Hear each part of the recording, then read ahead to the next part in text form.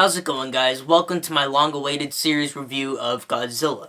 I know I said I would start this back in February, but I got lazy and just didn't make any videos, so here I am now. So I'll first start off this Godzilla series reviews thing. I don't know what to call it. I'll start it off with reviewing all the films from the Showa series or era. But yeah. Yes, it's official. I'm actually starting these reviews, so don't worry, I'm here, and I know you're probably a little bit worried that I was never gonna Showa up. Get it? Showa, the Showa era, Showa up. This is why I don't have any friends. And of course, I have to start off this series review with, I'm actually gonna review two films at once, so yeah, so I'm going to be reviewing Gojira, which is the original Japanese Godzilla film, and Godzilla King of the Monsters, which came out in 1956, which is the American remake of that Godzilla film.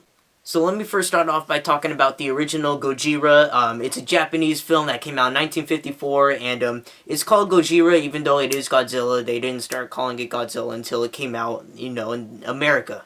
But it was originally known as Gojira, so yeah. And also another thing, this movie is a lot different from all the other Godzilla films, basically because it's like, this movie actually takes itself seriously. Not that the other Godzilla films don't take themselves seriously, but this one, this is a movie that's actually really dark, and it's really, kind of scary. Unlike a lot of the other Godzilla films, which you're watching just for fun, you're kind of like having a good time watching it, but this is actually a pretty, a pretty serious film. Like they say, the original is always the best, and that is true in this case because this Gojira film is by far one of the best Godzilla films that has ever come out. Not only because it's the original, but because, again, it's the most serious one with the most, has a dark tone to it, which I think really makes it good.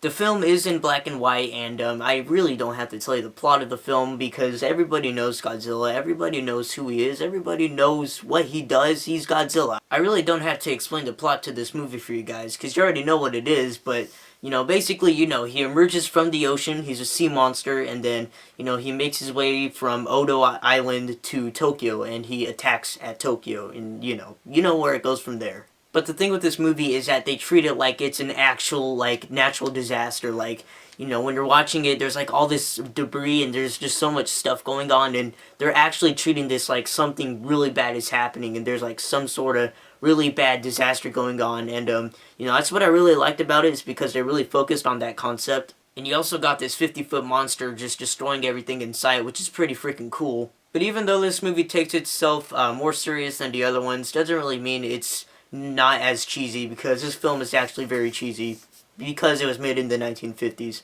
It was made in the 50s, and when we watch it now today, it's gonna look pretty cheesy. It is pretty cheesy, and but that adds a little bit more of the charm to it, I guess. You can obviously tell it is a guy in a costume. You have the guy in a giant costume, and you have the the whole buildings and the whole city set up, or it's toy cars and everything.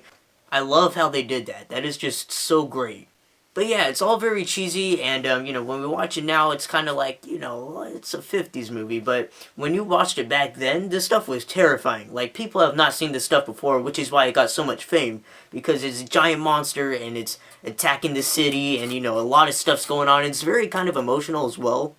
But I definitely do think that this is probably the most superior Godzilla films out of the entire franchise, and, yeah, it's the original, it's the great, it's the best, and without it, there wouldn't have been any more kaiju movies out today. Godzilla pretty much inspired every single kaiju movie that has came out to this point, so you gotta give it a lot of credit for that.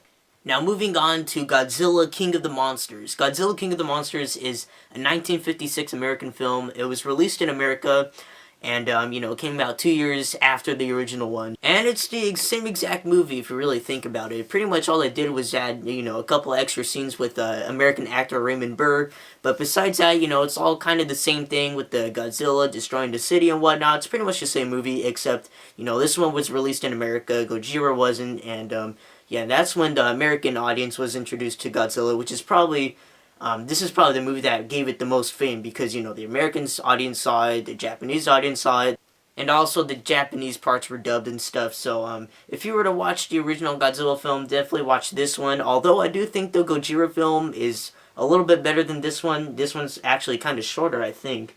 Yeah, it's a little bit shorter than the Gojira film, but, But other than that, it's pretty much the same old movie, except it was released in America 2 years later, and then, yeah, there you go. That's Godzilla King of the Monsters.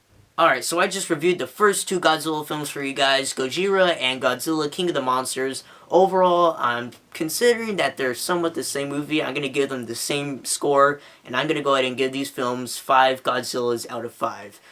Yes, these are the perfect monster movies. This is the monster movie that started the revolution of monster movies. This is, the mother of monster movies, Godzilla. Everybody knows Godzilla. Everybody's heard of him. And without these movies, we wouldn't have all the stuff we have out today with all the monster movies and the kaijus and everything. So, you gotta give these movies a lot of respect for that. Even though they're a little old, I know they're kind of hard to watch, especially around this time. But, just get them some chance. And, my voice just cracked. I don't...